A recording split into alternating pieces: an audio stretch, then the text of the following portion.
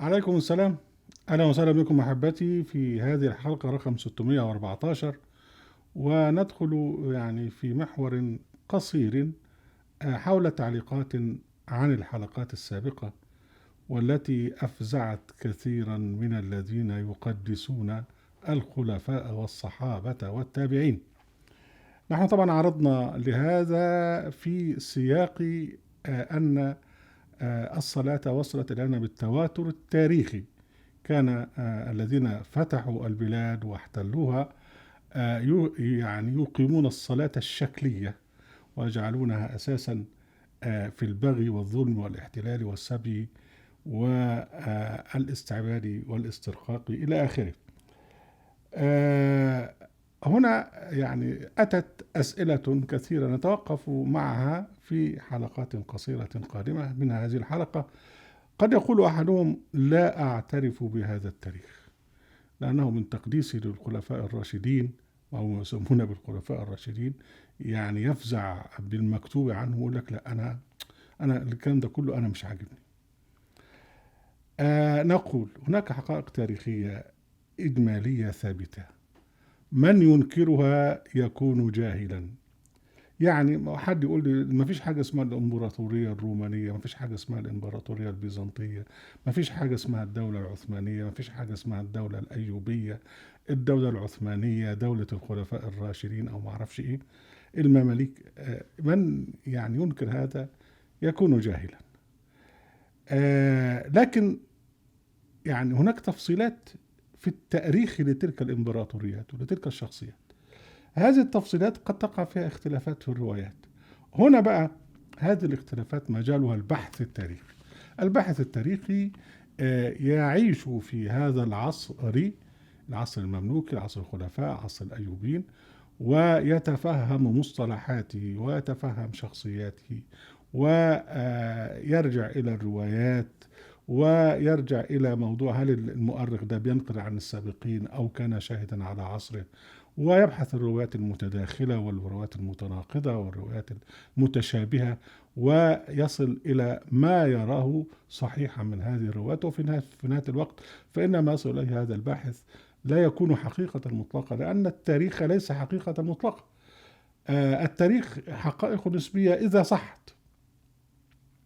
من هنا فإن مجال الاختلافات ليس في الدولة الأيوبية أو الدولة المملوكية أو دولة الخلفاء اللي انتم تسموهم راشدين. الخلافات في الروايات، وهذا الخلافات يؤكد وجود هذه الإمبراطورية أو هذه الدولة من أساسها. واحد يقول لي: طب والله ممكن إن أنت بتجيب روايات من عندك.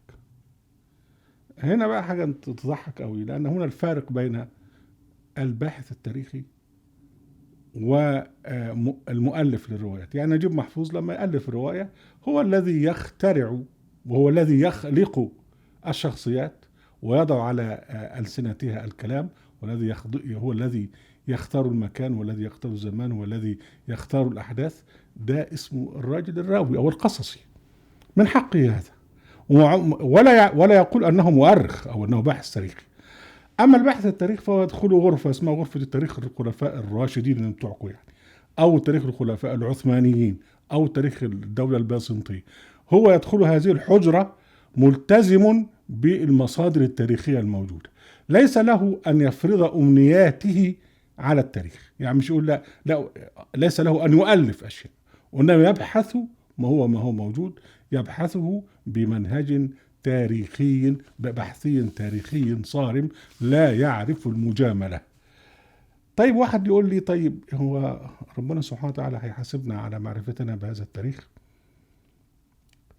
نقول: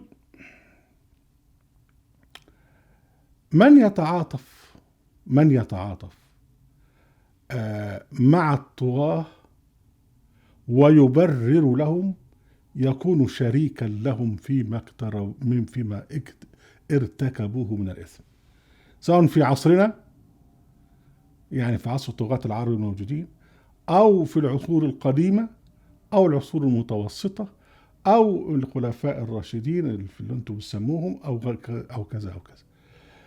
الذي يتعاطف مع الطغاة يكون يعني مشاركا لهم حتى لو كان يعيش في عصرهم. وربنا سبحانه وتعالى قال: إنما نهاكم الله على الذين لم يقاتلكم في الدين ولم يخرجوكم من دياركم أن تبروهم وتقسطوا إليهم إن الله يحب المقسطين. إنما نهاكم الله على الذين قاتلوكم في الدين وأخرجوكم من دياركم وظاهروا على إخراجكم ومن يتولهم أن تولهم ومن يتولهم فأولئك هم الظالمون. يعني الذي يتوالى أو يوالي الظالمين سواء كانوا في ظالمين قدامى أو ظالمين في هذا العصر، يبقى إذن هو يتعاطف معهم أو يؤيدهم أو يظاهرهم، بمعنى يؤيدهم ويعني يدافع عن ظلمهم، يكون شريكا معهم. من هنا بقى فإننا نحذر أولئك الذين يدافعون عمن يسمون بالخلفاء الراشدين، يدافعون عن ظلمهم، أنهم سيكونون معهم ويتحملون مثلهم هذا الجرم.